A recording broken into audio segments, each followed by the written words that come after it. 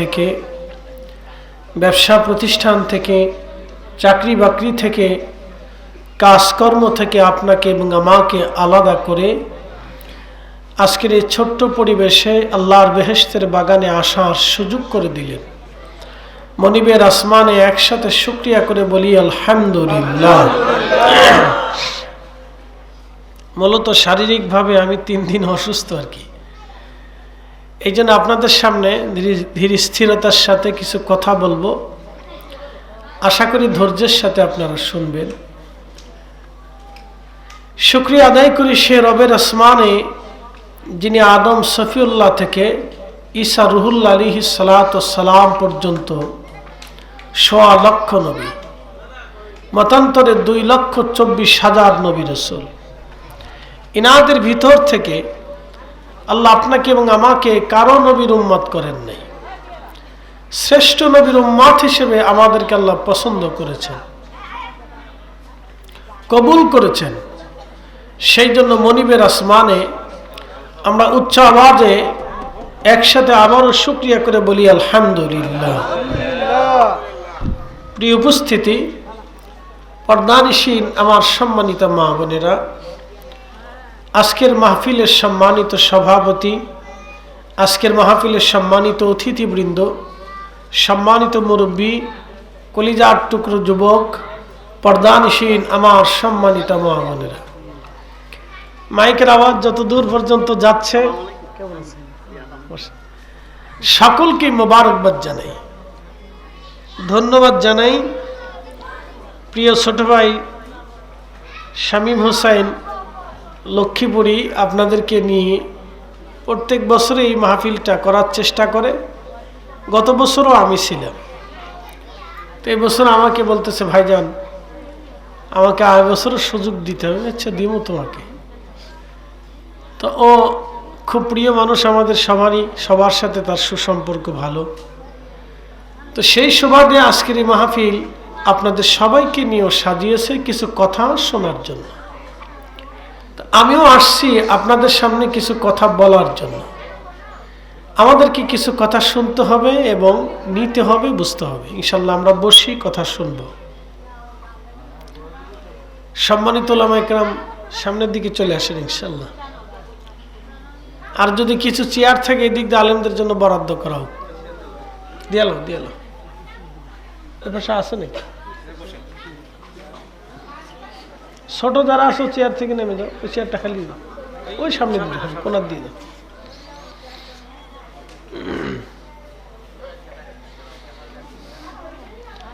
আমরা যারা তরুণ আছি আমাদের নিচে বসার সুবন্দোবস্ত আছে, এখানেও বসা যাবে, সাইডেও বসা যাবে, অসুবিধা নেই। যেহেতু পরিবেশ আমাদের ঘরোয়া, গত বছর তো টেবিলের উপরে এরকমই ছিল আর কি, এখানে বালির মতো ছিল। তো এবছর তো একটু মোটামুটি লেভেল হয়েছে আর কি। হ্যাঁ ওই পাশে ছিল না? আচ্ছা ঠিক আছে, তাহলে আমার ভুল হয়েছে আর কি। আচ্ছা যাই হোক, আমি মহাগ্রন্থ পবিত্র কোরআন থেকে 2টি আয়াতে কারিমার অংশ বিশেষ আপনাদের সামনে উপস্থাপন করেছি। সেটা একটু টোনটা কমাই দাও হালকা, হ্যাঁ সব ঠিক আছে। আয়াতে কারিমা আপনাদের সামনে ঠিক আছে উপস্থাপন করেছি। এই আয়াতের উপরে আপনাদের সামনে ইনশাআল্লাহ তাকরীর করব। আল্লাহ তৌফিক দিক, দোয়া করে বলেন আমিন। প্রথমে আল্লাহ বলেন আবুদুল্লাহ, তোমরা আমি আল্লাহর ইবাদত করো। কার ইবাদত হবে? আল্লাহর। কেন আল্লাহর ইবাদত করব? পৃথিবীতে বহু ধর্মের মানুষ আছে, বহু ধর্মের মানুষ আছে, একই ধর্মের ভিতরে বহু বিশ্বাস আছে, বহু ধরনের বিশ্বাস আছে। পৃথিবীতে বর্তমান প্রসিদ্ধ অনেকগুলি ধর্মের ভিতরে একটা হচ্ছে সনাতনী, বৌদ্ধ, আর একটা আছে খ্রিস্টান, ইহুদি, শিখ, জৈন, মাজুসি, ইয়াজিদিও একটা ধর্ম আছে। তো এরকম পৃথিবীতে বহু ধর্মের মানুষ আছে, তারা এক একটা বিশ্বাস নিয়ে পৃথিবীতে বেঁচে থাকে এবং তারা নিজেরা ধর্মকর্ম পালন করে। তো আমাদের মুসলমানদেরও একটা বিশ্বাস আছে। আল্লাহ এই জন্য বলেন আবুদুল্লাহ, তোমরা আমার ইবাদত করো। ওয়ালা তুশরিকু বিহি শাইয়্যা, এবং আমার সাথে তোমরা শিরিক স্থাপন করিও না। আল্লাহ সর্বশক্তিমান, এতে আমাদের কোনো সন্দেহ নাই। আল্লাহ একক, তাতেও কোনো সন্দেহ নাই। আল্লাহ নিরাকার, তাতেও আমাদের কোনো সন্দেহ নাই। আল্লাহর সৃষ্টিতে সমস্ত কুদরত সমস্ত স্থানে বিরাজমান, তাতেও আমাদের কোনো সন্দেহ নাই। আল্লাহর অতীত নাই, বর্তমান নাই, ভবিষ্যৎ নাই। আল্লাহর শুরু নাই, শেষ নাই, ডান নাই, বাম নাই, উপর নাই, নিচ নাই, সব আল্লাহর সৃষ্টি। স্থান কাল থেকে আল্লাহ মুক্ত, কারণ এই স্থানটাও আল্লাহর সৃষ্টি। আমাদের জীবনে যে কাল আছে, অতীত কাল, বর্তমান কাল, ভবিষ্যৎ কাল, এই কালও আল্লাহর সৃষ্টি। আমাদের যে জীবন দেখতেছেন, এই জীবনটাও আল্লাহর সৃষ্টি। আমাদের যে মৃত্যুটা আসতেছে, মৃত্যুটাও আল্লাহর সৃষ্টি। বলেন তো, পৃথিবী থেকে আজ পর্যন্ত যত মানুষ দুনিয়াতে আসছে, তারা কি স্থায়ী হয়েছে না চলে গেছে? তো বাকি আমাদের পালা কি, থাকবো না চলে যাব? তো কোথায় যাব? যাব কোথায়? ছিলাম কোথায়? আসলাম কোথায়? যাব কোথায়? আমাদের পাঠানোর উদ্দেশ্যটা কি? এটা যদি আমরা বুঝি, তাহলে অনেক কিছু বুঝতে পারব। এই দুনিয়াতে আসার আগে এখানে আমরা যারা আছি, সবাই আমরা একটা জগতে ছিলাম, মায়ের রেহেমের ভিতরে ছিলাম। কথা ঠিক আছে না? আমিও ছিলাম, আপনিও ছিলেন। মায়ের রেহেমের ভিতরে আমরা একটা সময় অবস্থান করেছিলাম। আল্লাহ মায়ের রেহেমে আমাকে লালন পালন করলেন। পানি, স্বাস্থ্য, পুষ্টি, যা যা প্রয়োজন আল্লাহ সব দিলেন। ডাক্তারি শাস্ত্র মোতাবেক আল্লাহ দেন নাই, আল্লাহর ইচ্ছা মোতাবেক আল্লাহ দিলেন। আল্লাহ বাস করলেন, আল্লাযী খালাকাকা ফাসাওয়াকা ফাআদালাক। আল্লাহ বলেন, ও বান্দা, আমি তোমাকে সৃষ্টি করলাম, সুবিন্যস্ত করলাম, আমি তোমাকে সুঠাম করলাম। ইয়া আইয়ুহাল ইনসানু মা গররাকা বিরাব্বিকাল কারীম। আমার রব বললেন, হে মানব জাতি, কিসে তোমাকে আমি আল্লাহ থেকে জুদা করলো বলো? তুমি কেন আমি আল্লাহ থেকে চলে গেলা, পালাইলা? বলো, কিসে তোমাকে আল্লাহ থেকে জুদা করলো? মায়ের রেহেমের মধ্যে ছিলাম, আল্লাহ আমাদেরকে রেহেমের মধ্যে রাখলেন।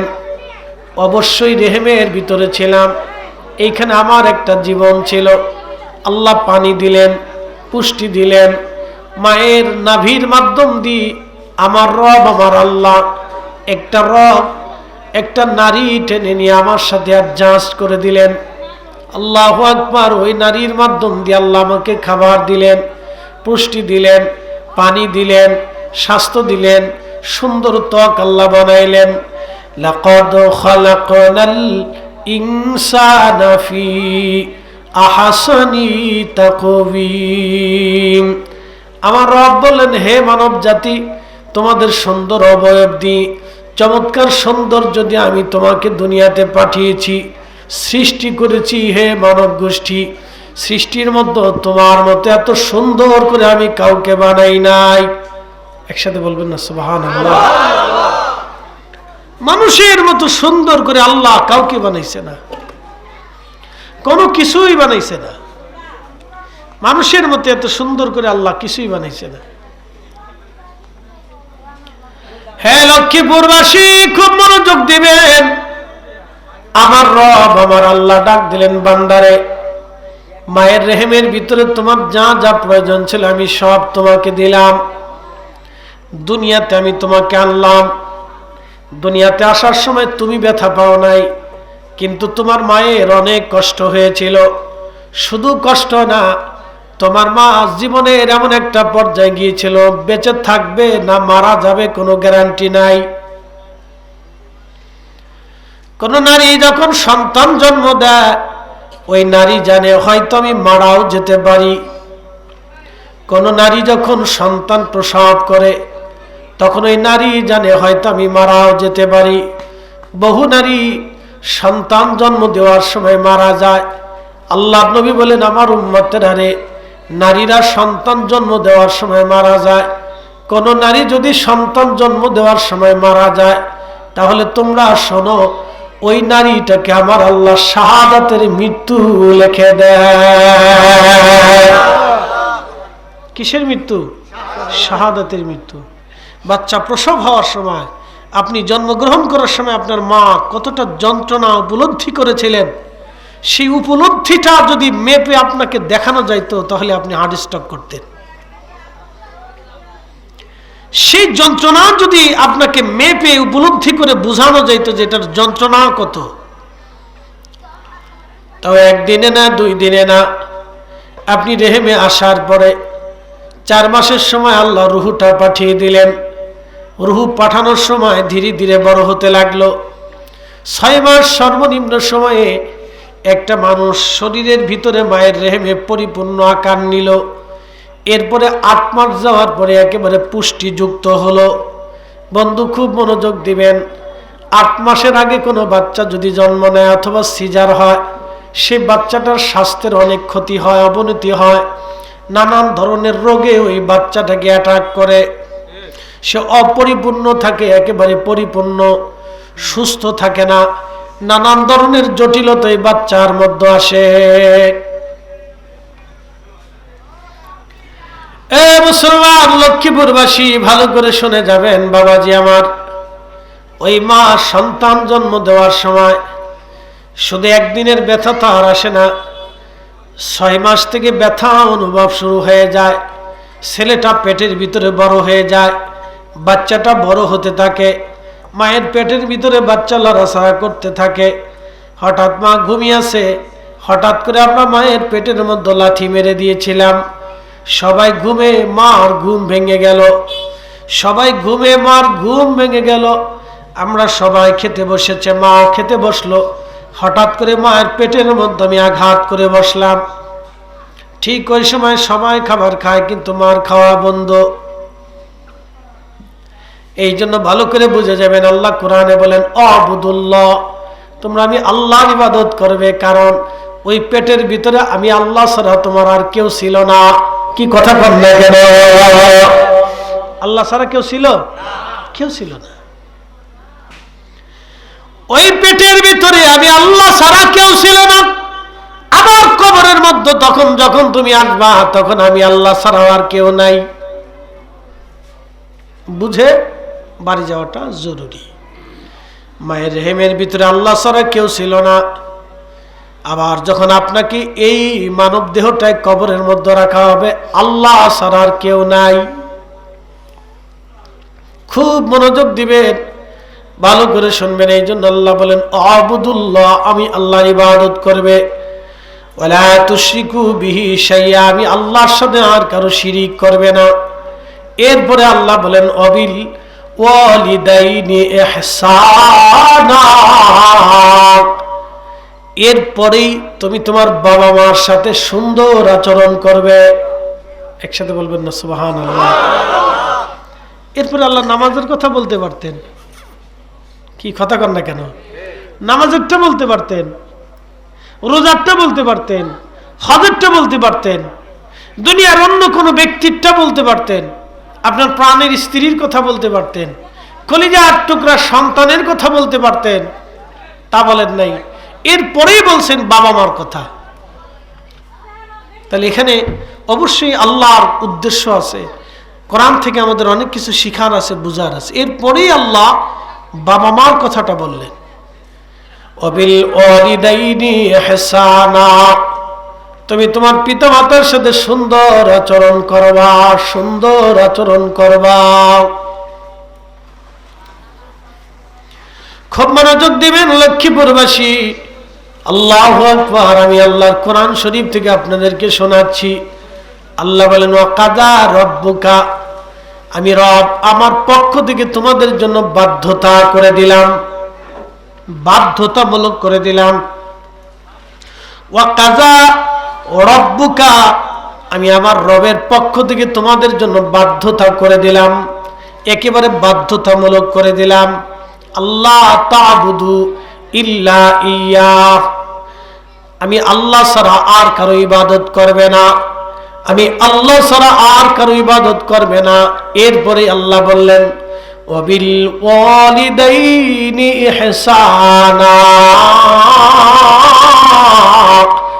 এরপরেই তুমি তোমার বাবা মার সাথে সুন্দর আচরণ করবা। একসাথে জোরে বলেন না মারহাবা। বুঝতে কি কোনো অসুবিধা হচ্ছে? আচ্ছা, আমি আপনাদেরকে খুব রিল্যাক্সে বুঝাবো। আমি আগে বলছি আমি 3 দিন ধরে অসুস্থ, প্রচুর মাথা ব্যথা, সাইনাসের সমস্যা। ডাক্তার সাহেবের সাথে পরামর্শ করছি, আমার ডাক্তার সাহেব বসে আছে, তো ওষুধ খাচ্ছি কিন্তু ব্যথা যাচ্ছে না আর কি, এটা সবসময়ের জন্য ব্যথা করতেছে আর কি। তো এই জন্য আমি খুব রিল্যাক্সে আপনাদেরকে কিছু কথা শোনাবো, মনোযোগের সাথে কথাগুলি শুনে যাবেন। যদি আচ্ছা প্রশ্ন করি, জবাব দিবেন তো, হাজি যখন হজে যায় তখন হাজরে আসওয়াদে চুমা দেওয়ার জন্য যুদ্ধ লাগে না? যারা কাবা শরীফ দেখছেন, ভিডিও দেখবেন, বিরাট যুদ্ধ হয়, ধাক্কা ধাক্কি, পাড়াপাড়ি, গুতাগুতি, মানে তার জীবনের সমস্ত শক্তি দিয়ে হলেও হাজরে আসওয়াদে চুমা দিতেই হবে। ওইখানে নিয়মিত যুদ্ধ চলে। কাবা শরীফে 24 ঘন্টা যদি যুদ্ধ হয় তাহলে ওইখানে নামাজ ব্যতীত ওই জায়গায় যুদ্ধ হয়। তাহলে কিসের যুদ্ধ? হাজরে আসওয়াদে চুমা দেওয়ার যুদ্ধ। পাড়াপাড়ি, গুতাগুতি, ধাক্কা ধাক্কি, একবারে সমস্ত শরীরের শক্তি দিয়ে চেষ্টা করে। ওখানে মানুষ মারাও যায়। আচ্ছা, কেন মারা যায়? জীবনের রিস্ক নিয়ে ওখানে চুমা দিতে যায় কেন? বলে আল্লাহর বেহেশত থেকে পাথরটা আসছে, হাজরে আসওয়াদে নবীজি চুমা দিয়েছেন, ওই পাথরের চুমা দিলে গুনাহ মাফ হয়। এই আশা নিয়ে অনেকেই পাথরের চুমা দেওয়ার জন্য যুদ্ধ করে। হাজি যতটুকু যুদ্ধ করে পাথরকে চুমা দিয়ে গুনাহ মাফের জন্য, তার অর্ধেক যুদ্ধ যদি বাবা মার খেদমতের পিছনে লাগাইতো তাহলে হাজরে আসওয়াদ চুমা দিয়ে বেহেশত যাওয়া লাগতো না, হাজি বাবা মার খেদমত করে বেহেশত চলে যাইত। কি আসতে কনকে জোরে বলেন? এটা তুলনা আপনাদেরকে বুঝাইলাম, কিন্তু হাজি এটা করে না। আপনি হারামে আরাফাতের মাঠে মিনিমাম 35 লক্ষ হাজি উপস্থিত থাকে, একবারে মিনিমাম 35 লক্ষ। আরো 2-4-5 লক্ষ হাজি আসে পালাইয়া, তাদেরকে সৌদি পুলিশ ঠেকে রাখতে পারে না। ওরা পাহাড় পর্বত দিয়ে বিভিন্ন জায়গা দিয়ে ওরা পালায় চলে আসে। এই আফ্রিকানরা আসে, এরপরে আপনার মিশরীয়রা আসে, ওমানিয়ানরা আসে, এই ইয়ামানিরা আসে, বিভিন্ন কান্ট্রি থেকে, চারপাশ থেকে হাজিরা লোহিত সাগর, আরব সাগর ফাড়িটারি দিয়ে পালাই টালাই চলে আসে। কারণ আরাফাত থেকে হজ শুরু হয়, জানে যে আরাফাতে ঢুকলেই আর কোনো পুলিশ তাদেরকে তাড়াইতে পারবে না, ওরা জানে। এই জন্য হাজি আরাফাতে ঢুকে যায়, যেভাবে হোক ঢুকে। কিছু বাঙালিরাও ঢুকে, কাজ করতে গেছে, চিন্তা করলো সুযোগ আছে, হজ করে আসি, তো আস্তে করে টুক করে ফলে আরাফাতে ঢুকে হজ সাইডে দিয়ে চলে আসে। তা মনোযোগ দেন, যে কথা বলছিলাম যে 35 লক্ষ হাজি আরাফাতে উপস্থিত হয় আল্লাহকে খুশি করার জন্য। এই 35 লক্ষ হাজি কাবা শরীফের চত্বরে আসে। 35 লক্ষ হাজি চিন্তা করে আমি কাবা শরীফ একবার হলো চুমা দিব। এই 35 লক্ষ হাজি একবারের জন্য হলো কাবা শরীফ ধরে কাবারে চুমা দিয়ে আল্লাহর কাছে দোয়া করে। হাজি জীবনে যত কষ্ট করে কাবা ঘর ধরে চুমা দিয়ে আদর করার জন্য, হাজিকে জিজ্ঞেস করেন, হাজি তুমি তোমার মার পায়ের মধ্যে কতবার চুমা দিছ? 35 লক্ষ হাজির ভিতরে জিজ্ঞেস করেন, হাজি তুমি তোমার মায়ের পায়ের মধ্যে জীবনে কতবার চুমা দিয়েছ, অথচ কাবা চুমা দেওয়ার জন্য তুমি পাগল হয়ে গেছো? জিজ্ঞেস করে দেখবেন, লাখের ভিতরে 2-4-10 জন পাওয়াটাও মুশকিল হবে।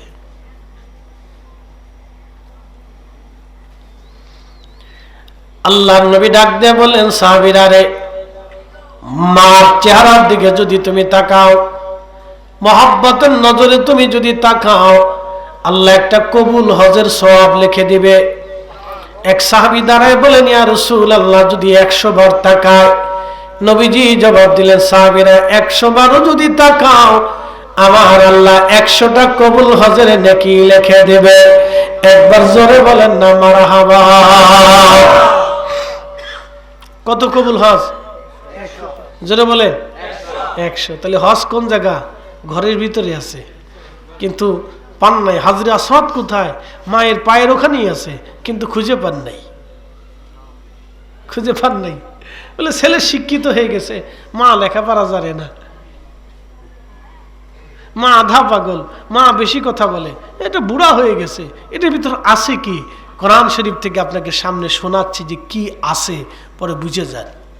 বহু হাজি হজ করবে কিন্তু জান্নাত মিলবে না, বহু নামাজি নামাজ পড়বে মগর বেহেশত যাবে না, বহু আলেম আলেম হয়ে থাকবে কিন্তু জান্নাত যাবে না। বলে কারণ কি? মা বাবার খেদমত নাই।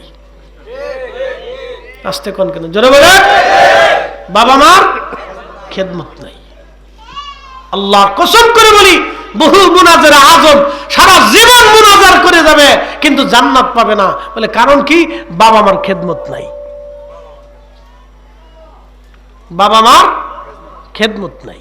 বহু দানশীল কোটি কোটি টাকা দান করবে কিন্তু জান্নাত হবে না। বলে কারণ কি? বাবা মার খেদমত নাই।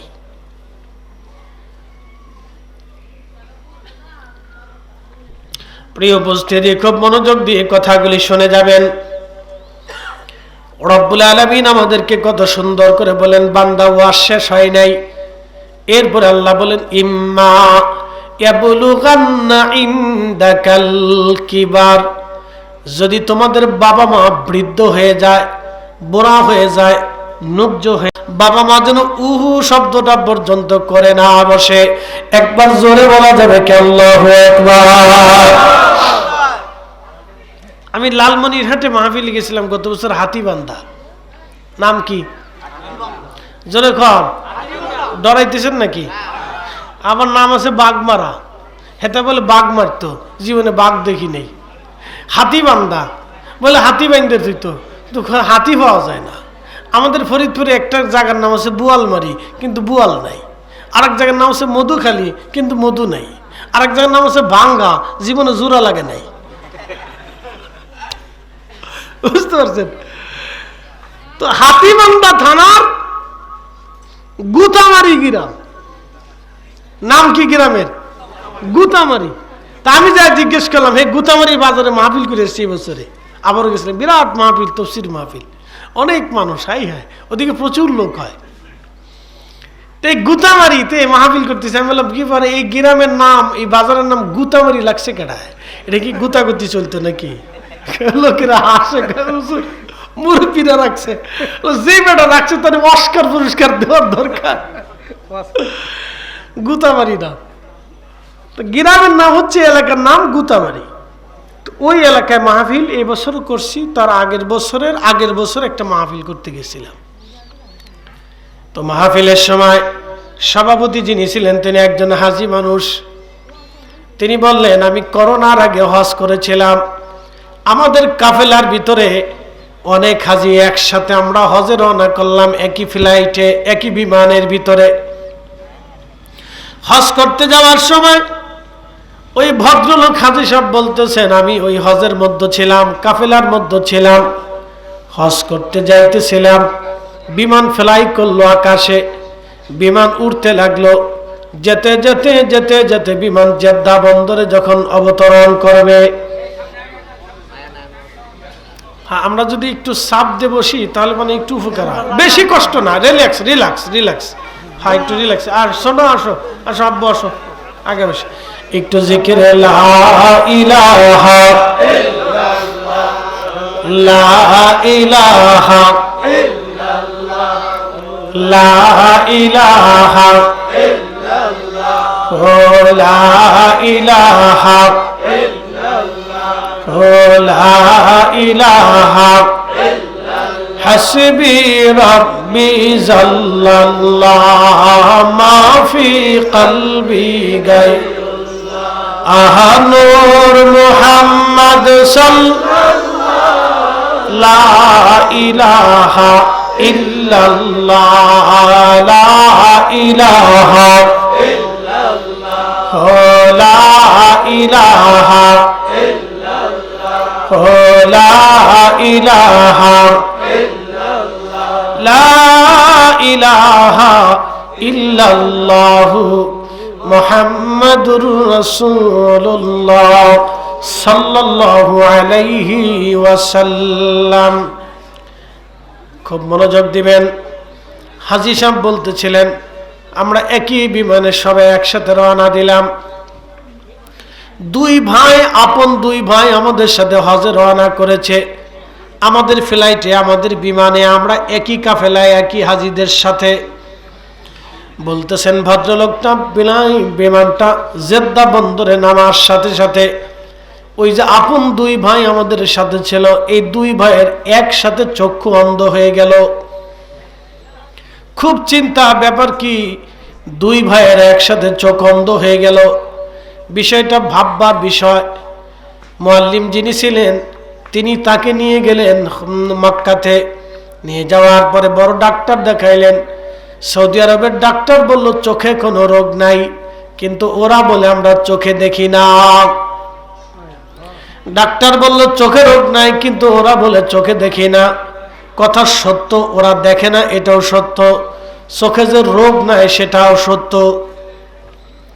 কিন্তু মুআল্লিম চিন্তা করলেন, দেখুক আর না দেখুক, আমি তারে হজে আনছি, হজ তার করাইতে হবে।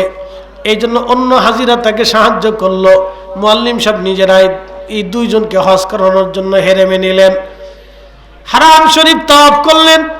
যারা হজে যায়, উমরায় যায়, দেখবেন হারামে যখন কাবা শরীফের চেহারা দেখে, হারামের ভিতরে ঢুকে আল্লাহর ঘর দেখার সাথে সাথে হাজি ফেল ফেল করে চোখের পানি ফেলে ডুকরিয়ে ডুকরিয়ে কাঁদতে থাকে, কারণ জীবনের প্রথম হারামে আসছে।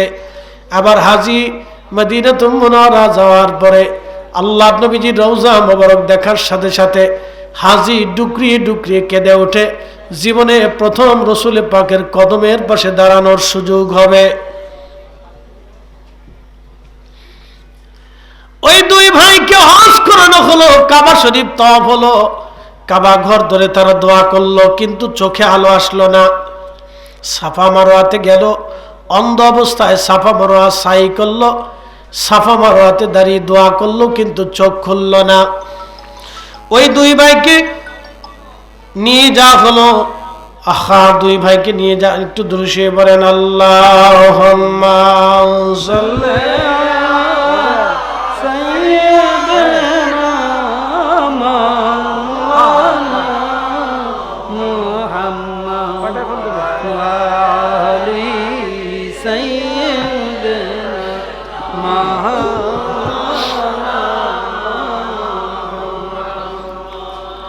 তুমি আল্লাহর প্যারা হাবিব, তোমার তুলনা নাই কেউ আর, তোমার মতো আকাশ ভ্রমণ করেনি কোন পয়গম্বর। আল্লাহুম্মা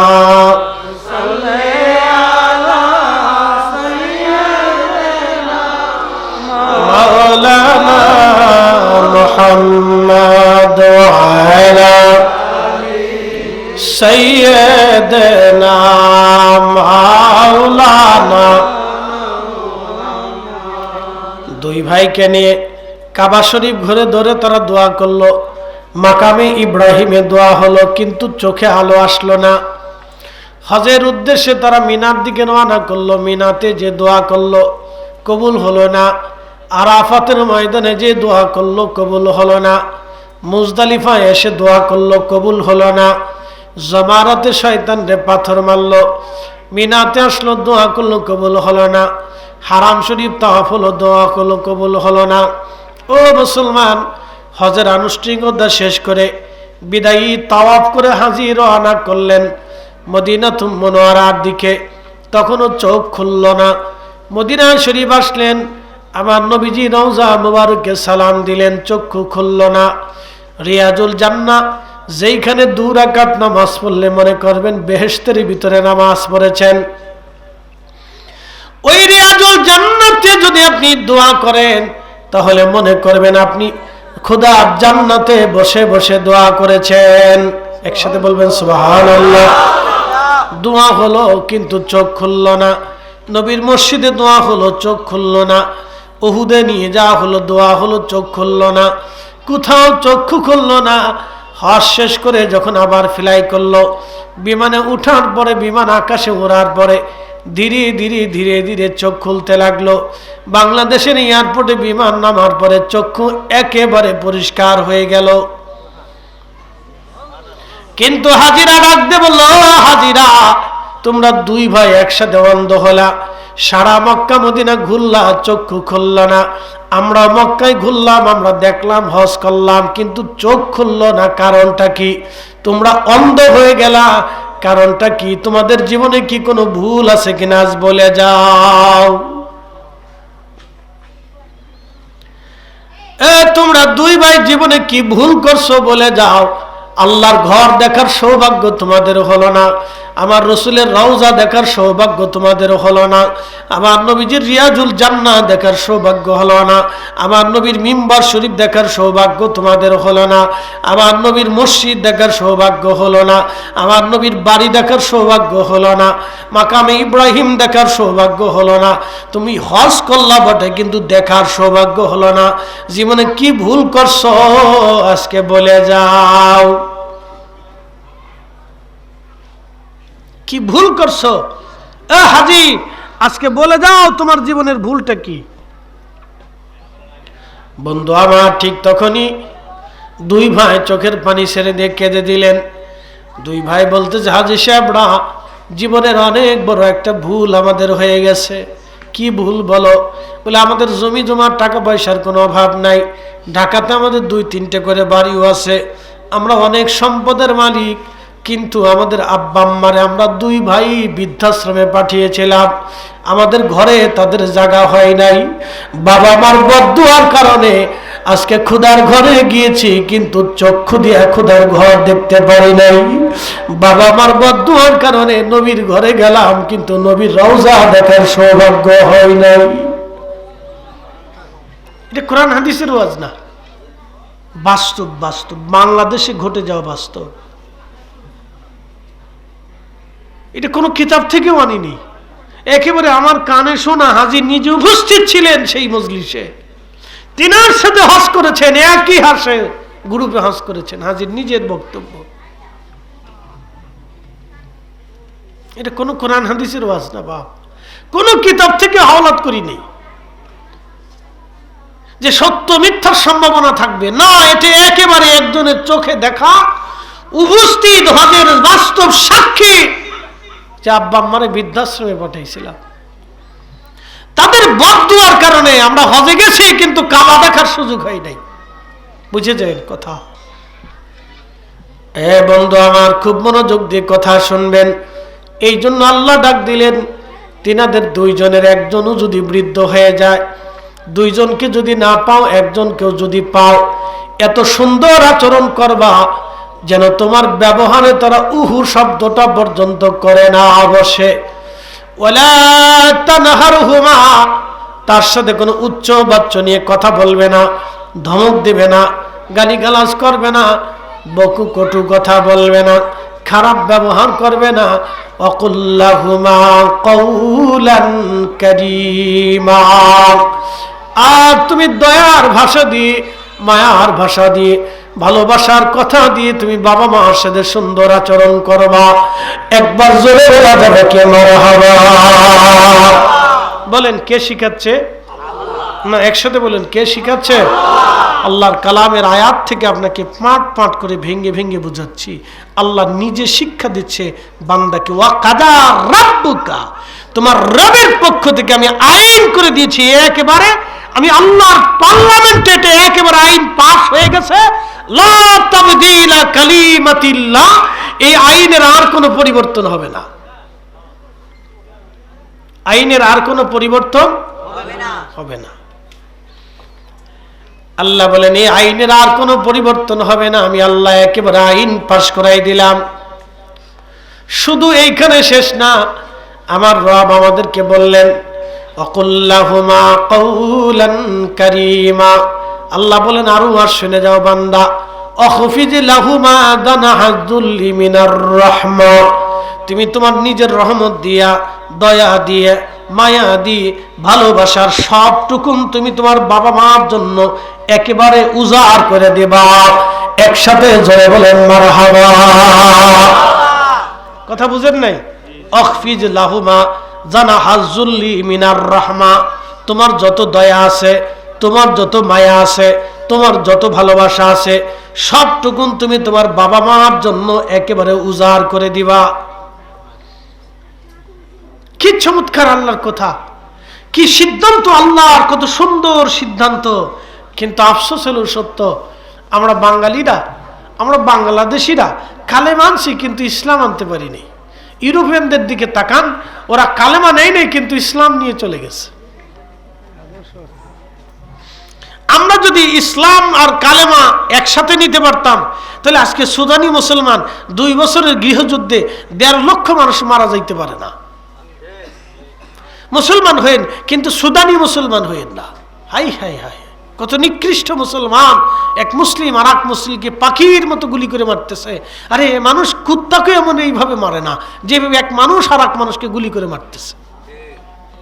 বাংলাদেশে সুদানি মুসলমানের সংখ্যা বাড়তেছে। বলে হুজুর এটা আবার কি? যারা কবর থেকে লাশ উঠাই আগুন দিয়ে পোড়া, এটি সব সুদানি মুসলমান। কি মুসলমান? সুদানি মুসলমান, ও রসুলের মুসলমান না। এই সুদানি মুসলমানের সংখ্যা বাড়তেছে দিন দিন। আজকে ভিডিওতে দেখলাম এক লোকের গুলি করে ফেলে দিচ্ছে। সেদিন হাটহাজারিতে মাহফিল করতে গেছি, যেই দিন মাহফিল করছি সেই দিনে হাটহাজারির বর্তমান বিএনপির প্রার্থী ভদ্রলোক বলে, খুব ভালো মানুষ, দোয়া করি, যারা ভালো মানুষ তাদের জন্য দোয়া করি। এই ভদ্রলোকরে যায় গুলি করছে ঢাবাস ঢাবাস করে কয়েকটা। তো ওনার বেশি ক্ষতি হয় নাই, বেঁচে গেছে, আল্লাহ বাঁচাই দিচ্ছে আর কি। এইভাবে যদি চলে ভাই, তাহলে কঠিন দিন তো। এই আপনাদের নারায়ণপুর, এই কি বলে নরসিংদী, বিভিন্ন স্থানে মাঝে মধ্যে খবরে দেখা যায় একজন আরেকজনকে খুন করছে। কাইজেডাঙ্গা মারামারি করতে যাইয়া 2 গ্রুপে ফিটিপিটি করিয়া 1 গ্রাম মারামারিতে হারিয়ে গেছে। ওই গ্রামের ভিতরে ঢুকে গরু, ছাগল, হাঁস, মুরগি, ভেড়া, বকরি, ঘরের ভিতরে চাল ডাল, সোনা দানা, টাকা পয়সা যা আছে লুটপাট করে ঘরের ভিতরে আগুন ধরাই দিয়েও চলে আসে। ও মুসলমান, আপনি বলেন তো, বলুন আপনি রসুলের কোন বিধানে আছে বলেন, ইসলামের কোন আইন আছে বলেন। আপনি তো মুসলিম, আমাকে দেখান মুসলমানদের কোন বিধানের ভিতরে আছে। আপনি আমাকে দেখান, একটা শব্দ দিয়ে দেখান। এই জন্য বিশ্বের অন্যান্য দেশের মানুষ আমাদের এই হালতগুলি দেখে কয় ওরা সব টেরোরিস্ট, ওরা সন্ত্রাস। বুঝতে পারছেন? আমরা টেরোরিস্ট এমডি কয় না। পৃথিবীর বিভিন্ন দেশে পাসপোর্ট শো করলে আগে দেখে মাথার থেকে পা পর্যন্ত এটি বাঙালি হয়েছে। ওরা আমরা খয়রাতি মনে করে, মনে করে এটি যায় কোথায় যায়, কোন দেশ ধান্দা বান্দা করবো, শতানি বাদবাড়ি করবো, পাসপোর্ট দেখলে আগে ডরায়। হ্যাঁ হ্যাঁ, পাসপোর্ট দেখলে ডরায়। আমাদের পাসপোর্টের কোনো ভ্যালু নেই। আমাদের পাসপোর্ট কোন দেশের সাথে রাখছে জানেন? সিরিয়া, সুদান, সোমালিয়া, তারপরে ইয়ামান, যে সমস্ত দেশে গৃহযুদ্ধ চলতেছে, ও দেশের পাসপোর্টের যে ভ্যালু আমাদের দেশের পাসপোর্টের একই ভ্যালু। ওরা মনে করে বাংলাদেশেও গৃহযুদ্ধ চলতেছে, তো খারাপ কি বলছে? বাংলাদেশের রাজনৈতিক দলেরা যেমনি গুতাগুতি করে, এতে এক ধরনের গৃহযুদ্ধই। যেমনি গুতাগুতি করে, বাপরে বাপ, সুস্থতার রাজনীতি জীবনে আমার জন্মের পর থেকে আর কোনোদিন দেখি নেই।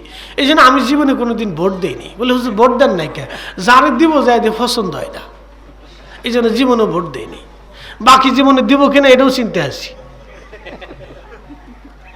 ভোট দেয়নি। এই নাগরিকতাতে কি হয়েছে, ভোট করে দিব। তো যাই হোক, যারা দিবেন বেশি কিছু দিয়েন, যদি নির্বাচন হয় তো বুঝে সুঝে দিয়েন আর কি। কারণ এটা একটা জিনিস আমানত, কারে নির্বাচন করবেন সেটা বুঝে সুঝে দেবেন। ভালো লোক হলে ভালো কথা, না হলে তো তারা দেওয়ার দরকার নেই। তো যাই হোক, আমি যে কথা বলছিলাম সেদিকে ফিরে চলে যাই, যে মুসলমান হয়েন কিন্তু সুদানি মুসলমান হয়েন না, আফ্রিকি মুসলমান হয়েন না। মুসলমান হলে রসুলের চরিত্রের মুসলমান হওয়াটা জরুরি। কথা বলে ঠিক কিনা? এগুলি থেকে আমাদেরকে বের হয়ে আসতে হবে। এগুলি অনেক বড় অসুস্থতা আমাদের। প্রিয় মুসলমান, খুব মনোযোগ দিয়ে শুনে যাবেন। আল্লাহ রাব্বুল আলামিন বলেন, ও আমার বান্দা, এখানে ওয়াজ শেষ হয় নাই, তুমি শুনে যাও। এরপর আল্লাহ বলেন, আমার সাথে বলেন, ওয়াকুর রাব্বিরহামহুমা কামা রাব্বায়ানি সগীরা। একসাথে বলেন, রাব্বিরহামহুমা কামা রাব্বায়ানি সগীরা। আল্লাহুম্মা সাল্লি আলা মাওলানা মুহাম্মাদ ওয়া আলা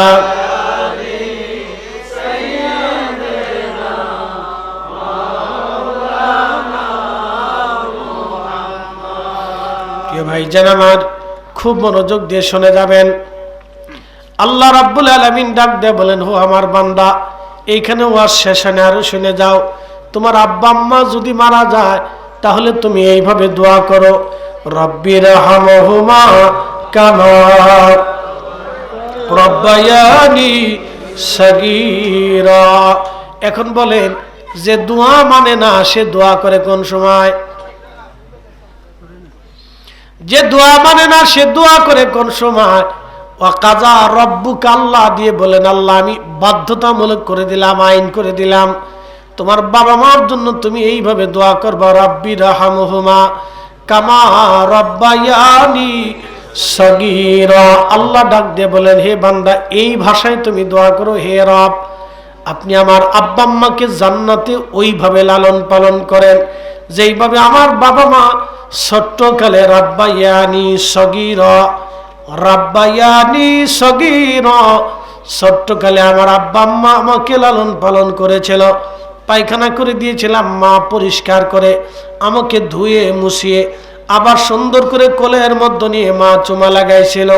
পেশাব সেরে দিয়েছিলাম, মা কষ্ট পান নাই, পেশাবটা পরিষ্কার করে দিয়ে মা আমাকে চুমা লাগাইছিল। আমার ঘুম আসতেছিল না, মা দুলিয়ে দুলিয়ে দুলিয়ে দুলিয়ে ঘুম পাড়িয়েছিল। গভীর রাত্রিবেলা মা আমার থেকে জুদা হয় নাই, মা আমাকে বুকের ভিতরে করে জড়িয়ে ধরে রেখেছিল। আমি অসুস্থ হয়ে গেলে সারা রাত মা আমার বিছানার পাশে বসে বসে আমাকে মা সেবা করেছিল। আমারে গোসল করাইয়া তেল মালিশ করাইয়া আমার জননী আমার মা আমার জননী আমার হাতে পায়েগুলি তেল দিয়া, আমার মা হাতে পায়ে তেল দিয়া আমার সুন্দর করে আমার মা আমার মুখে, কপালে, হাতে এবং পায়ের মধ্যে চুমা দিয়েছিল। এখানে এমন কোনো পুরুষ নাই, এমন কোনো ব্যক্তি নাই যার পায়ের ভিতরে মা তেল দিয়া পাটা ধরে চুমা না দিত। জীবনে দিছেন মার পায়ে চুমা? দেননি তো কিসের হক আদায় করছেন? বুজুর্গ আলাইহিস সালাম খালি আছে মিলাদ বন্ধ করার ধান্দা, আর কোনো ওয়াজ নাই, খালি মিলাদ বন্ধ করো। এত বেদাতের ওয়াজ দেখছেন, এগুলি চোখে দেখেন না, এগুলি শিখানো যায় না মানুষে। খালি আজানের আগে দুরুদ বন্ধ করতে হবে, আপনার কোটার শিখেছে? আল্লাহ কি টেন্ডার ফাটাইছেনি আপনারে? খালি এটা বন্ধ করবেন এসে মনে হয় যে ধর্ম চলে গেল। এদেশে সুদখোরের টাকা দিয়ে যখন মাদ্রাসা বানান তখন কি ধর্ম যায় না? কি আসতে কোন যারা বলে ঘুষখোরের টাকা দিয়ে যখন মসজিদ বানান তখন ধর্ম যায় না? তো আজানের আগে দুরুদ পড়লে খালি ধর্ম চলে যায় নাকি? তো উচিত কথা বললে মা সব বেজার হয়ে যাবে। আল হাক্কু মুররুন, হক তিতা লাগে। হক কি লাগে? তিতা লাগে। কি আফসোস, এদেশের কত সুদখোরের টাকা দিয়ে মসজিদ হয়ে যাচ্ছে। একটা ইমাম সাহেব কখনো বলে না যারা সুদ খান তারা টাকা দিয়েন না, আপনার টাকা আল্লাহর ঘরে লাগায়েন না। যারা ঘুষ খান তারা মাদ্রাসায় টাকা দিয়েন না, আপনার এই হারাম টাকা আমার মাদ্রাসায় দিয়ে আমার এই হারাম টাকার অর্থ ভাগের ভিতরে ফেলেন না, যান হারাম টাকা দিয়ে না। কেউ কবে না, এই সময় কয়ে জিন্দাবাদ মুর্দাবাদ দিয়ে একবার 14 পুরুষ বেহেশত পাঠাই ফেলতেছে। এই সময় ধর্ম যায় না, ধর্ম খালি মিলাদ পড়লে চলে যায়। ধর্ম শুধু আজানের আগে দুরুদ পড়লে চলে যায়, দোয়া করলে ধর্ম চলে যায়। শিখছে এইটাই, মানে এইটাই ধর্ম, এটা বিতাড়িত করলে ধর্ম কায়েম হবে।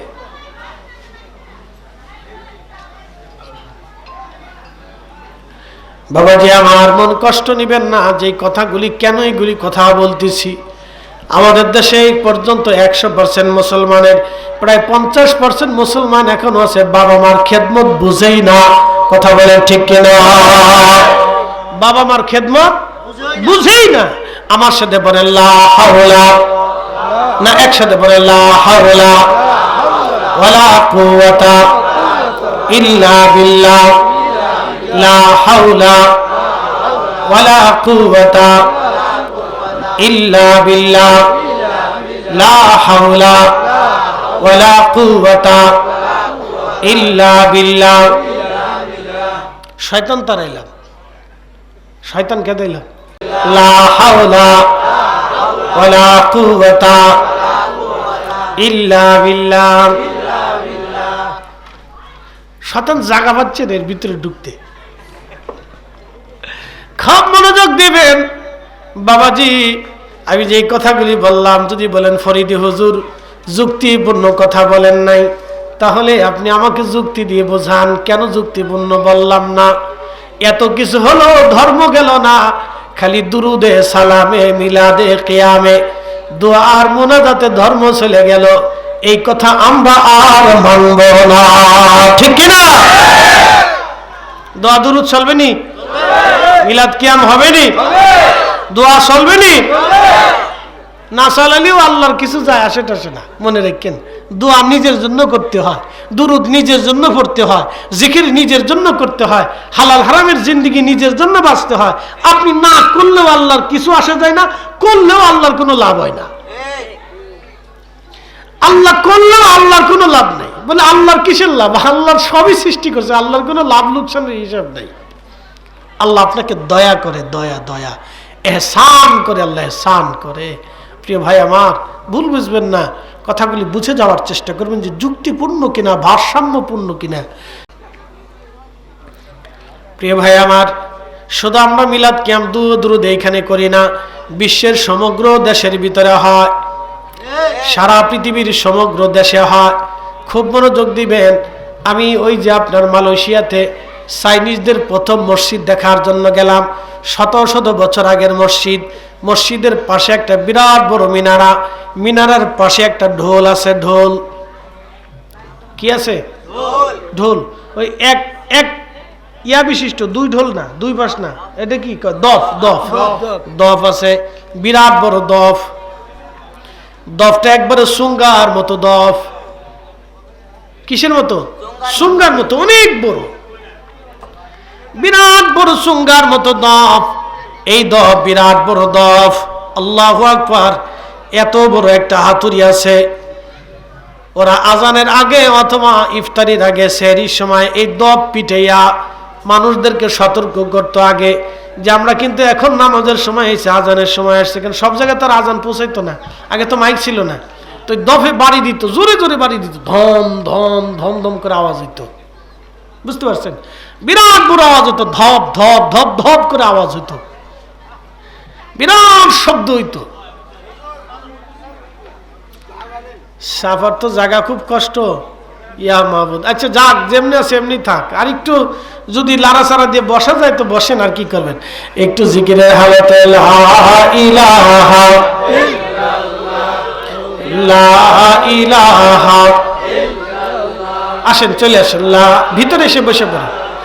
ইল্লাল্লাহ লা ইলাহা ইল্লাল্লাহ লা ইলাহা লা ইলাহা।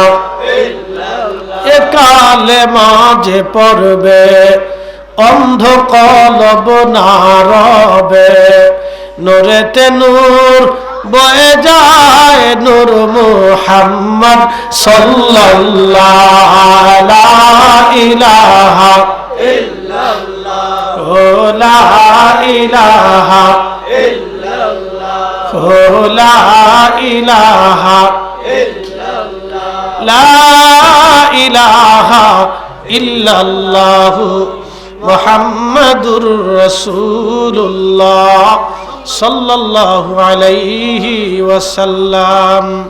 আরে মিষ্টি চলে আইছে রে, মায়ের দোয়া। আমার ফির ভাই মিষ্টির দোকান, মিষ্টি লই আইছে, মাশাআল্লাহ খুব ভালো হয়েছে ভাই। রসমালাই নি, হাইরি সর্বনাশ, আমার জিব্বাই দিয়ে রস এসে গেছে। খুব মনোযোগ দিয়ে শুনে যান। যে কথাগুলি বলছিলাম, বিরাট বড় দপ, এই দপ দিয়ে জোরে জোরে পিটায় শব্দ হতো। এখনো সেই মসজিদের সামনে ওইভাবে রেখে দেওয়া আছে। যদিও এখন আর ব্যবহার করা লাগে না, কিন্তু তারপরেও তারা তাদের সংস্কৃতি ওইভাবে রেখে দিয়েছে মানুষকে দেখানোর জন্য। তারা রেখে দিয়েছে যত্ন করে, ওইভাবে থাক, খুব সুন্দর করে রাখছে, এখন এটা আছে। আমরা বাঙালিরাই একমাত্র জাতি খালি গুতাগুতি করি। আমরা শুধুই একমাত্র জাতি, শুধু গুতাগুতি, ভাবি যে ধর্ম শেষ, ধর্ম চলে গেল। এখন মূলত ধর্ম কি?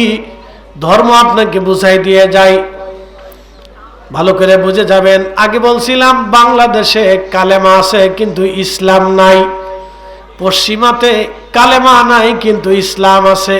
এটা কেমন কথা? ভালো করে শুনে যান। বাংলাদেশে এমন কোনো খাবার নাই যেই খাবারের মধ্যে ভেজাল নাই।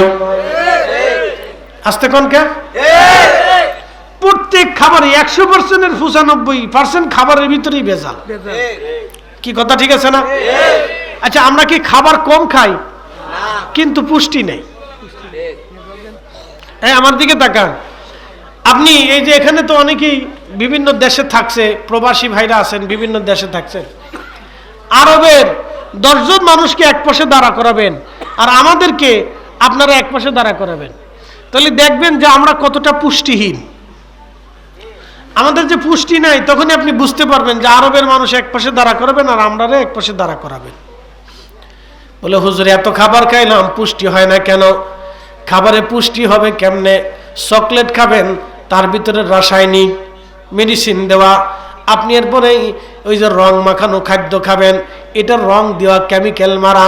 এরপরে কলার ভিতরে কেমিক্যাল, যেটা বেশি চকচকা করে কেমিক্যাল, পেঁপের ভিতরে কেমিক্যাল, এরপরে আপনার কি বলে আমের ভিতরে কেমিক্যাল, জামের ভিতরে কেমিক্যাল, কাঁঠালের ভিতরে কেমিক্যাল,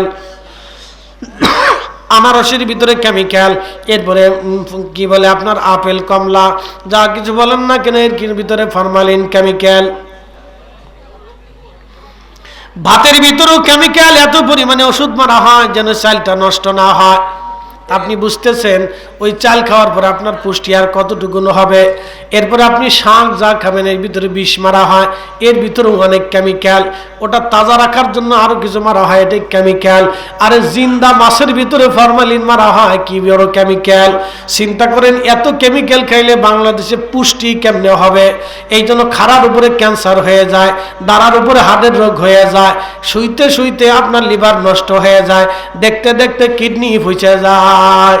কথা কর, খালি কেমিক্যাল, ভেজাল আর ভেজাল, ভেজাল আর ভেজাল। এই জন্য আমরা খাই, মাগার পুষ্টি হয় না। খাই কিন্তু পুষ্টি হয় না। বাংলাদেশের মানুষ প্রচুর সবজি খায়, মাগার পুষ্টি হয় না। প্রিয় উপস্থিতি, খুব মনোযোগ দিয়ে শুনবেন, ভালো করে শুনে যাবেন। রব্বুল আলামিন আমাদেরকে বললেন, বান্দারে ছোট্টকালে তোমার মা তোমার বাবা যেমনে তোমাকে লালন পালন করেছিল, ওইভাবে আল্লাহ আমি তোমার বাবা মাকে লালন পালন করব, এইভাবেই তুমি দোয়া করো।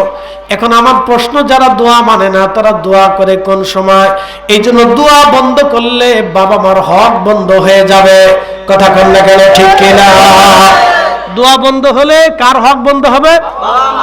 বাবা মার হক বন্ধ হয়ে যাবে। যাবে যাবে যাবে। বহু শতান মুসলমানকে জাহান্নামে পাঠানোর বুদ্ধি করতেছে, ও দোয়া বন্ধ করে দিচ্ছে। আগে আমাদের এলাকায় বিভিন্ন স্থানে কোরআন খতম হতো, তলবে আলেমদেরকে ডাকা হতো, বাড়িতে কোরআন খতম দিয়া এরপরে বাবা মার জন্য দোয়া করা হতো। কথা কন্যাকে ঠিক কিনা? এরপরে মুরব্বীদেরকে ডাকা হতো। আমাদের ফরিদপুরের সিস্টেম ছিল কালেমা খতম। কি খতম? কালেমার খতম। কালেমা পড়া হতো 1.25 লক্ষ বার কালেমা, 2 লক্ষ বার, 5 লক্ষ বার, 10 লক্ষ বার এই কালেমার জিকির করা হতো। মুসলমানরা বসে বসে, মহিলারা ভিতরে বাড়িতে বসে বসে কালেমার জিকির করত। এখন বেটিরা চিন্তা করে কালেমার জিকির নাই, তার কি করবো? আমরা স্টার জলসা দেখি। স্টার জলসা চলে গেছে, তো লাভ হয়েছে কার? শয়তানের। কালেমার জিকির মুসলমানরা ভুলে গেছে। নারী সমাজ রাখে বাড়িতে কোরআন কোরআন শরীফ পড়তো, কোরআন খতম দিত। বাবা মরে গেছে, হুজুররা বলতো মা কোরআন খতম দাও। সারা বছরে প্রত্যেক দিন 1 পানা 1 পৃষ্ঠা 2 পৃষ্ঠা 3 পৃষ্ঠা করে নারীরা কোরআন পড়িয়া সারা বছরে বাবা মার জন্য খতম উঠাইতো। এখন ফতোয়া শোনার পরে মহিলারা কোরআন বন্ধ করে দিয়া এখন এমন অবস্থা হয়েছে সব স্টার জলসার মুড়ি। লাভ হয়েছে কার? হ্যাঁ, বিরাট ফতোয়া মারছে। হুজুর মনে করছে বাপরে বাপ, ফতোয়া দিয়ে আমি মুনাজারে আজম হয়ে গেছি। শয়তানে দূরে দাঁড়ায় হাসে, কে বাপ রে বাপ, আমি দিয়ে দিছি যা। পরে বুঝবি নি 10 বছর পরে যখন বেটিরা হাফ প্যান্ট পরে রাস্তা দিয়ে হাঁটবে তখন বুঝবি ফতোয়ার জ্বালা কত। এত বেদাতের মাসলা বাতেন না, বহু বাতাইয়া উম্মতরে যা করার তাই করে দিচ্ছেন। বহু বাতাইয়া এদেশের আদবের বিরুদ্ধে, কদমবসির বিরুদ্ধে ফতোয়া দিয়ে আজকে ছেলেপেলেরা, অধিক ছেলেপেলেরা আজকে আদবহীন হয়ে গেছে। টিচাররা পর্যন্ত শ্রদ্ধা করে না, জুতা দিয়ে বেরিয়ে যায়। কি লাভ হয়েছে? কোনো লাভ হয় নাই, কোনো লাভ হয় নাই। এই উম্মতের কোনো উপকার হয় নাই, বড় অপকার হয়েছে। বন্ধু আমার খুব ভালো করে বুঝে যাবেন, আহা আল্লাহ রাব্বুল আলামিন আমাদেরকে দোয়া শিখালেন, দোয়া করো রব্বানা আতিনা ফিদ দুনিয়া হাসানাতাও ওয়া ফিল আখিরাতি হাসানাতাও ওয়া কিনা আযাবান্নার। আল্লাহ নিজে শিখাইলেন কেমনে দোয়া করবা। রব্বানা যালামনা আনফুসানা ওয়া ইল্লাম তাগফির লানা ওয়া তারহামনা লানাকুনান্না মিনাল খাসিরিন। দোয়া কেমনে করবা আল্লাহ কোরআনে শিক্ষা দিলেন। রব্বানা ওয়াফু আন্না ওয়াগফির লানা ওয়ারহামনা আনতা মাওলানা ফানসুরনা আলাল কওমিল কাফিরিন। কেমনে দোয়া করবা আল্লাহ কোরআনে শিক্ষা দিলেন। ও মুসলমান, রব্বানা লা তুজি কুলুবানা বাদা ইয হাদাইতানা ওয়া হাব লানা মিন লাদুনকা রাহমা। কেমনে দোয়া করবেন আল্লাহ কোরআনে শিক্ষা দিলেন। আল্লাহু আকবার, কত সুন্দর সুন্দর শব্দমালা দিয়ে আল্লাহ কোরআনে আমাদেরকে দোয়া শিক্ষা দিয়েছেন। প্রায় 30টা আয়াতে আল্লাহ কোরআনে দোয়া শিক্ষা দিয়ে দিলেন। এত আয়াত নাজিল করার পরেও খালি বেদাত চোখে দেখলা, ইবাদত চোখে দেখলা না, তার মানে বোঝা গেল এর ভিতরে শয়তানি আছে।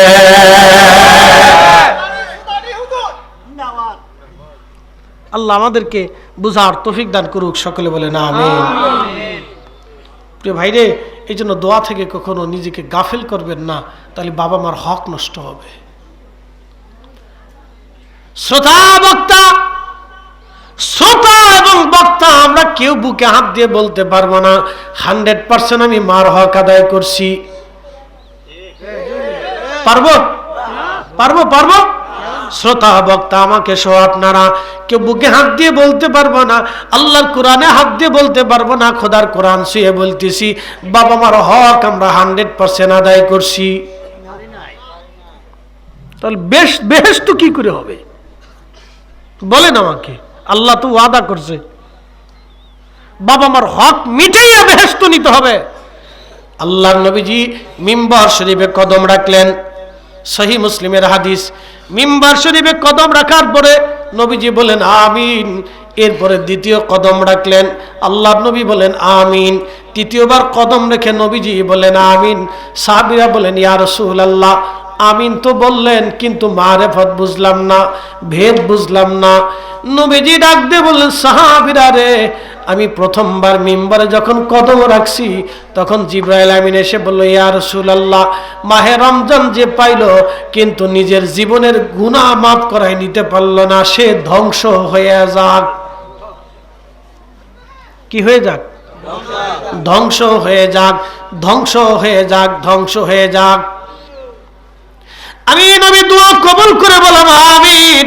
দ্বিতীয়বারে জিবরাইল আমিন এসে বলেন ইয়া রাসূলুল্লাহ, যে আপনি নবীজির নাম মুবারক শুনলো কিন্তু দুরূদ শরীফ পড়ল না, সে ধ্বংস হয়ে যাক। আমরা শুধু দুরূদ পড়ি না, দুরূদ পড়ার সাথে সময় পেলেও কোন সময় আমরা বৃদ্ধাঙ্গুলে মুখের মধ্যে লাগাইয়া চোখের মধ্যে মাসে করি। কথা বলেন ঠিক কিনা? আপনার দৃষ্টিতে বেদাত হতে পারে কিন্তু আমার দৃষ্টিতে মুস্তাহাব। কথা ঠিক কিনা? ঝগড়া করলে করতে পারেন। ভাই আমার ভালো করে শুনে যাবেন, আমি মালয়েশিয়ার একটা প্রদেশ আছে মালাক্কা, মালাক্কা সাগরের একটা প্রণালী আছে সাগর, মালাক্কা সাগরের মাঝখানে একটা ছোট্ট দ্বীপ আছে, এই দ্বীপের নাম পোলাও বুসার। আমি এই দ্বীপে আল্লাহর এক মহান ওলি ঘুমিয়ে আছেন, তার নাম হুজুর মহিউদ্দিন আব্দুল কাদের জিলানি আল গিলানি আল হাসানি আল হুসাইনি। তিনার কলিজার টুকরা সন্তান হযরত সুলতানুল আরিফিন ইসমাইল বগদাদি আল হাসানি ওয়াল হুসাইনি রাহমাতুল্লাহ আলাইহি। একবার জোরে বলেন মারহাবা। আল্লাহর সে মহান ওলি এখানে ঘুমাই রয়েছে, আমি তার জিয়ারতে গেছি। ওইখানে জিয়ারতে যাওয়ার পরে ওই মসজিদে নামাজ পড়তে, জোহরের নামাজের রক্ত কাছে হয়ে গেল। তা আমার ভাইরা বললো যে হুজুর তাহলে আমরা নামাজটা সেরে নিই। ঠিক আছে, নামাজ সেরে তারপরে জিয়ারত করি। সাগরের মাঝখানে, চারিপাশে সাগর, মাঝখানে দ্বীপটা, খুব চমৎকার বাতাস আসে, মনোরম বড় বড় গাছ আছে। দ্বীপটা একটু পাহাড়ের মতো, একটু টিলার মতো উঁচু, দেখতেও খুব সুন্দর দেখা যায়। মনোরম পরিবেশে নিরিবিলি একটা অঞ্চলে আল্লাহর মহান ওলি এখানে বসে কালেমার দাওয়াত দিলেন। Malaysia, Indonesia, Brunei, Indo Pacific অঞ্চলগুলিতে কালেমার সুমহান বাণীগুলি এই অলিরা এখানে বসে ছড়িয়ে দিয়েছিলেন। তিনি সুলতানুল আরিফিন ইসমাইল বগদাদি আল হাসানি উল হুসাইনি, যেই রক্তের মাধ্যম দিয়ে পৃথিবীতে আল্লাহ হযরত ইমাম মাহাদিকে দুনিয়াতে পাঠাবে। আমি ভুল বলি নাই, কোন বিজ্ঞ আলেম যদি থাকে তো জিজ্ঞেস করবেন সহিহ বুখারীর কিতাবুল ফেতানের ভিতরে কি আসছে। আমি ভগিযোগী ওয়াজ করি না। সহিহ বুখারীর কিতাবুল ফেতানের ভিতরে কি এসেছে, ইমাম মাহদী কোন রক্তে পৃথিবীতে আসবে আপনি একটু বলে দিয়ে। খুব মনোযোগ দিবেন, ভালো করে শুনে যাবেন। আমি সে মহান আওলাদে রসুলের মাজার শরীফ জিয়ারত করতে গেলাম। মাজার শরীফের মসজিদটা 900 বছর আগের পুরানো মসজিদ। আল্লাহ, সেই 900 বছর আগের পুরানো মসজিদের সেই মেহরাবটা এখনো ওইভাবে রেখে দেওয়া হয়েছে, বাকি স্ট্রাকচার ভিন্নভাবে তৈরি করা হয়েছে। আমি দেখলাম মসজিদের ইমাম সাহেব মসজিদের বাহিরে যে আজান দিল, আবার দেখলাম মসজিদে আজানের আগে দুরুদ ও সালাম আমরা পড়ি মাত্র 1 মিনিট, তারা পড়ে মিনিমাম 10 মিনিট। আমরা পড়ি কয় মিনিট? 1 মিনিট। এটা 10 মিনিট ধরে পড়ে। মালয়েশিয়ার পুত্র যায় সেন্ট্রাল মসজিদ, যেটা একবারে পার্লামেন্টের সামনের যে মসজিদ, যদি কোনোদিন যান দেখবেন যে অনেক সুন্দর জায়গা। আহারে, আমাদের মাত্র 6 বছর আগে স্বাধীন হয়েছে, এত সুন্দর করে তারা দেশ সাজাইছে, আর আমরা এত স্বাধীনতার এত পরেও হন গুতাগুতিতে লিপ্ত আছি। দেশের চিন্তা, মানুষের চিন্তা কেউ করে না ভাই। আল্লাহ, আমরা দোয়া করি তাদেরকে, আল্লাহ যেন এমন ব্যক্তিদেরকে মিলাই দেয় যারা আমাদের মানুষের চিন্তা করে। কথা বলেন নাকি, ঠিক কিনা? আল্লাহ কবুল করুক, জোরে বলেন আমিন। খুব মনোযোগ দিয়ে শুনে যাবেন। এই পুত্রজায়ের যে মসজিদে আমি মাগরিব পড়তে গেলাম, মাগরিবের নামাজ পড়তে যাওয়ার পরে দেখি মাগরিবের আজানের আধা ঘন্টা আগে থেকে কোরআন তেলাওয়াত শুরু করছে। আধা ঘন্টা আগে থেকে কোরআন তেলাওয়াত শুরু, এরপরে দুরূদ শরীফ পড়লো, তারপরে কিছু সময় বিরতি দিয়ে আজান শুরু করলো। বাংলাদেশে হইলে কিন্তু ধর্ম চলে যাচ্ছে, খালি ধর্ম চলে যায় বাংলাদেশে। ইস, ধর্ম মনে হাইটে হাইটে চলে যাচ্ছে। এদেশে সুদখোর বাড়তেছে, এই সময় ধর্ম যায় না। এদেশের নারীর কোনো নিরাপত্তা নাই। এইখান থেকে রাত 10টার সময় একটা মেয়েকে বুরকা পরাইয়া, হাতের পা মোজা পরাইয়া, মাথা থেকে পা পর্যন্ত ঢাকা এক যুবতীকে আপনি ছেড়ে দেন, ও ঢাকা পর্যন্ত যাবে কোনো গ্যারান্টি নেই। আসতে বললেন কেন? না, ঢাকা পর্যন্ত যাবে কোনো গ্যারান্টি নেই, নেই, নেই। 85% মুসলমানের দেশে একটা নারীর নিরাপত্তা যদি এরকম হয়, আর সারা ইউরোপে মালয়েশিয়াতে ঘুরে বেড়ান রাত 2টে 3টে পর্যন্ত একটা নারী রাস্তা দিয়ে হেঁটে যাচ্ছে, কেউ জিজ্ঞাসাও করবে না তুমি কোথায় যাচ্ছ। ধরা তো দূরের কথা, টাচও করবে না, কারণ জানে যে মহিলা যদি পুলিশের কাছে রিপোর্ট করে তো আমার 14 পুরুষও যদি চেষ্টা করে তো পুলিশ থেকে ছাড়াইতে পারবে না। স্বয়ং প্রেসিডেন্টও যদি ফোন দেয় তাও পুলিশ তাকে ছাড়বে না। আর বাংলাদেশের কথা কই লাভ নেই, ও ছাতা বলে লাভ নেই, বললে আরো অনেকে মন খারাপ করবে, ও দরকারই নেই। তো কি অবস্থা তো বুঝিনি আপনি। এই জন্য বলছিলাম যে আমরা কালেমা আনছি মাগার ইসলাম আনতে পারি নাই, ওরা ইসলাম নিয়েছে মাগার কালেমা নিতে পারে নাই।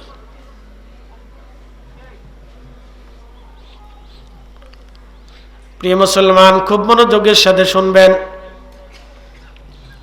প্রিয় হাজিরিন, ভালো করে শুনে যাবেন ভাই আমার। রব্বুল আলামিন কত সুন্দর করে আমাদেরকে কোরআন কারিমে এইভাবে সুন্দর করে শিক্ষা দিলেন। এত শিক্ষা আল্লাহ আমাদেরকে দিলেন, তারপরও আমাদের শিক্ষা হয় না। আহা, এই জন্য আল্লাহ বললেন, ও আমার বান্দারা তোমরা শোনো, আবুদুল্লাহ, আমি আল্লাহর প্রতি তোমরা ইবাদত করবে, ওয়ালা তুশরিকু বিহি শাইয়া, আমি আল্লাহর সাথে শরীক করবে না। এরপরে আমার রব আমার আল্লাহ বললেন, হে বান্দারা তোমরা শোনো, ওয়াবিল ওয়ালিদাইনি ইহসানা, বাবা মার সাথে সুন্দর আচরণ করবে। এরপরে আল্লাহ বলেন, অবিদিল কুরবা, নিকট আত্মীয় স্বজন যারা আছে তাদের সাথে সুসম্পর্ক রাখবে। ওয়াল ইয়াতামা, মিসকিনদেরকে সাহায্য, এতিমদেরকে হক আদায় করবে। আল মাসাকিন, মিসকিনদের হক আদায় করবে, এতিমের হক আদায় করবে। বাংলাদেশের চাচা ভাতিজা যদি এতিম হয়ে যায়, ভাতিজি এতিম হয়ে গেলে কত চাচা আছে জমি যে নিছে আর কোনোদিন ভাতিজার জমিন ফেরত দেয় নাই, হেটাই মসজিদে আইসা নামাজও পড়ে। কথা বলে কেন? মসজিদে আইসা লজ্জা করা উচিত ওনার, ওনার শরম করা উচিত যে আমি মসজিদে নামাজ পড়ি। কোন লজ্জা যে আমি এখনো আমার এতিম ভাতিজার সম্পদ বুঝাই দিলাম না।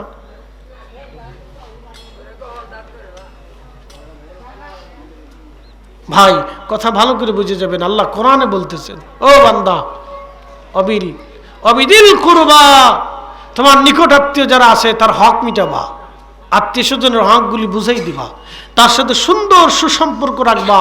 এখন তো আমরা আত্মীয়তা ভুলে গেছি, দিন দিন আত্মীয়তা ভুলে যাচ্ছি, আত্মীয়তা চলে যাচ্ছে। যে পরিমাণে বাংলাদেশে স্বামী স্ত্রীর ডিভোর্স হচ্ছে, এটা ভাষায় প্রকাশ করার মতো না। যে পরিমাণে দিন দিন ডিভোর্সের সংখ্যা বাড়তেছে, এটা ভাষায় প্রকাশ করার মতো না। বেশি ডিভোর্স বাড়তেছে শুধু টিকটকের কারণে। হ্যাঁ, প্রচুর ডিভোর্স বাড়তেছে। বেডিগার এক ধরনের অসুস্থ মস্তিষ্ক, হে তার টিকটক করতেই হবে। তোমার বিয়ে হয়েছে, তোমার টিকটক করার এখন শখ জাগে কে? কারণটা কি? নিশ্চয় কোনো মতলব আছে। তো স্বামী চিন্তা করে, আমার বউ এত টিকটক করে কে, মোবাইলের ভিতরে এত ডুবে থাকে কে? সেটিং পেটিং যত বাড়বে তত সন্দেহ বাড়বে। এই সন্দেহ থেকেই সারাসারি খারাখারি মারামারি ধরাধরি হামলা মামলা অশান্তি বিশৃঙ্খলা চলতেছে। বেশি খুশি শয়তানে কয় দিছি, একবারে সর্বনাশ করে দিছি। মনে রাখবেন একটা কথা, সারা জীবন মনে রাখবেন, স্বামী স্ত্রীর তালাক হলে শয়তান বেশি খুশি হয়। কারণ জানেন, যখন স্ত্রীর তালাক হয়ে যায় মহিলা, তখন স্বামী হারা হয়ে গেলে তখন এই মহিলার শয়তানে বাগে পাইতে খুব সহজ হয়ে যায়। দ্বিতীয়ত, যেই বাচ্চাগুলির জন্ম হয়, এই বাচ্চাগুলি জন্ম হওয়ার পরে এই বাচ্চাগুলি সারা জীবন মৃত্যুর আগ পর্যন্ত এই মাইন্ডেডটা সে মাথার ভিতরে বহন করে চলতে থাকে। একবারে মরণের আগ দিন পর্যন্ত এটা তার মাথার ভিতরে থাকে যে ছোটকালে আব্বা আম্মার বিচ্ছেদ হয়েছিল, মা বাবার মহাব্বত ভালোবাসা থেকে সে বিচ্ছিন্ন হয়েছিল। বুঝতে পারছেন? আমি আপনাকে বুঝাইতে পারবো না। এমনও সন্তান আছে নিজের মাকে হত্যা করতে চায়, এমনও বেটা আছে নিজের বাবাকে জবাই দিতে চায়। যে ওই বাপ থাকার চেতে না থাকা ভালো। মৃত্যুর আগ দিন পর্যন্ত ওই সন্তানটা এই নেগেটিভ মাইন্ডেড নিয়ে সে বড় হতে থাকে, এবং মৃত্যুর আগ দিন পর্যন্ত তার মগজ থেকে এটা কখনো সে ফেলাইতে পারে না। এই জন্যে স্বামী স্ত্রীর তালাক যদি কোথাও হইতে চায়, জীবনের সর্বশ্রেষ্ঠ দিয়ে মিলিয়ে দেওয়ার চেষ্টা করবেন। আল্লাহ তৌফিক দিক, সকলে বলেন আমিন। স্বামী স্ত্রীর কখনো যদি ডিভোর্স হইতে যায়, জীবনের সর্বশেষ চেষ্টা দিয়ে হলো মিলিয়ে দিতে চেষ্টা করবেন। কারণ বিচ্ছিন্ন হলেই ধ্বংস হয়ে যাবে, বিচ্ছিন্ন হলেই ধ্বংস হয়ে যাবে। মিলিয়ে দেওয়ার চেষ্টা করবেন। আল্লাহ তৌফিক দিক, জোরে বলেন আমিন। দুরূদ শরীফ পড়ি, আল্লাহুম্মা সাল্লি আলা। হ্যাঁ,